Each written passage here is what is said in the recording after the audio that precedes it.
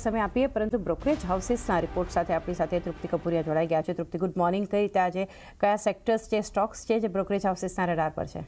Good morning ચાની શરૂઆત આપણે સેક્ટરથી કરશું તો ખાસ કરીને ફાર્મા સેક્ટર્સ પર નોમુરો તરફથી ખૂબ જ પોઝિટિવ રિપોર્ટ છે. અહીંયા તેમનું કહેવું છે કે IQ VIA ડેટાના આધાર પર ખાસ કરીને જાન્યુઆરી સેલ્સ અને ના ડેટાઝ જે છે તે નંબર્સ જાહેર થયા છે, જેમાં ખાસ કરીને જાન્યુઆરીમાં ઝાયડસ અને લ્યુપિન છે તેના T3M સેલ્સમાં સૌથી વધારો જોવા મળ્યો છે, જેનું મેઇન કારણ એ છે કે રેવેલીમેડમાં ખાસ કરીને ઝાયડસ અને લ્યુપિનનું માર્કેટ શેર જે છે અહીંયા વધ્યું છે. તે સાથે જે સ્પિરિવા અને જે રિસ્પરડલ કોસ્ટા નામની જે દવા છે, આ બંને જ દવામાં પણ લ્યુપિનનું માર્કેટ શેર વધતું જોવા મળ્યું છે, જેને કારણે કરીને બે કાઉન્ટર ખાસ અહીંયા પસંદ આવતા જોવા મળી રહ્યા છે.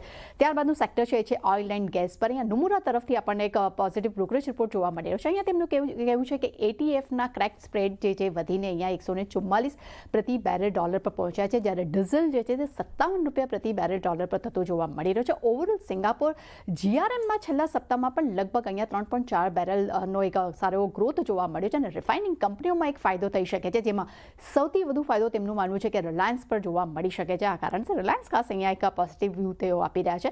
ત્યારબાદ સિમેન્ટ સેક્ટર પર નજર કરશું. અહીંયા નોમુરા તરફથી રિપોર્ટ આવ્યો છે. તેમનું કહેવું છે કે ટૂંકા ગાળામાં ખાસ કરીને પ્રાઇસિંગમાં સારા એવા નરમાશ જોવા મળી શકે, જેમાં ખાસ કરીને કંપનીએ હાલમાં માર્ચમાં દક્ષિણ ક્ષેત્રમાં કંપનીઓએ પોતાની કિંમતોના પ્રાઇસીસ વધાર્યા છે. લગભગ તેમને QOQ ધોરણે $11 પ્રતિ બેગ પ્રાઇસીસ વધાર્યા છે. ઈસ્ટ વિસ્તારની વાત કરશું ત્યાં $5 પ્રાઇસીસ જે છે MOM ધોરણે વધવાના અનુમાન છે. જ્યાં વેસ્ટ સાઇડની વાત કરશું ત્યાં $4 પ્રતિ બેગના પ્રાઇસીસમાં એક ઘટાડો આવી શકે છે, પરંતુ અગર જો સેન્ટ્રલની વાત કરશું તો ત્યાં પ્રાઇસીસ ફ્લેટ રહેવાના અનુમાન છે. આ કારણસર ખાસ કરીને તેમને અલ્ટ્રાટેક, દાલમિયા અંબુજા, શ્રી સિમેન્ટ અને નોવાકો જેવા કાઉન્ટર્સ ખાસ પસંદ આવી રહ્યા છે.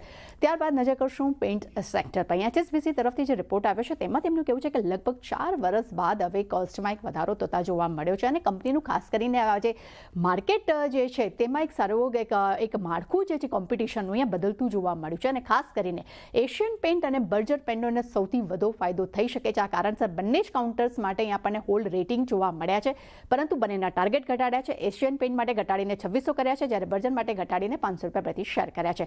ત્યારબાદ શેર પર નજર કરશું તો શ્રીરામ ફાઇનાન્સ જેફરીઝ તરફથી ખરીદદારીનો રિપોર્ટ છે. લક્ષ્યાંક અહીંયા $1220 વધાર્યા છે.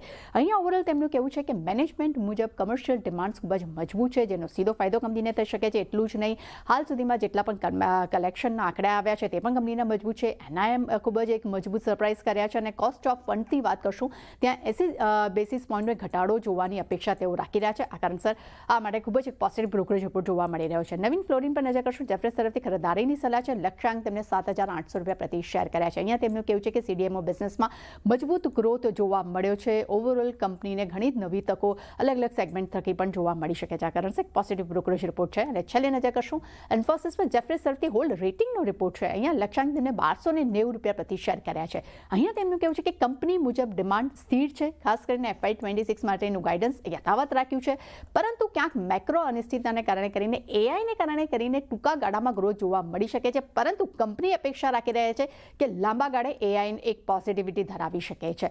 એટલે ડેફિનેટલી ચાની ઘણા બધા બ્રોકરેજ રિપોર્ટ છે, પણ સેક્ટર વાઇઝ જે છે તેના પર ખાસ ફોકસ રહેશે.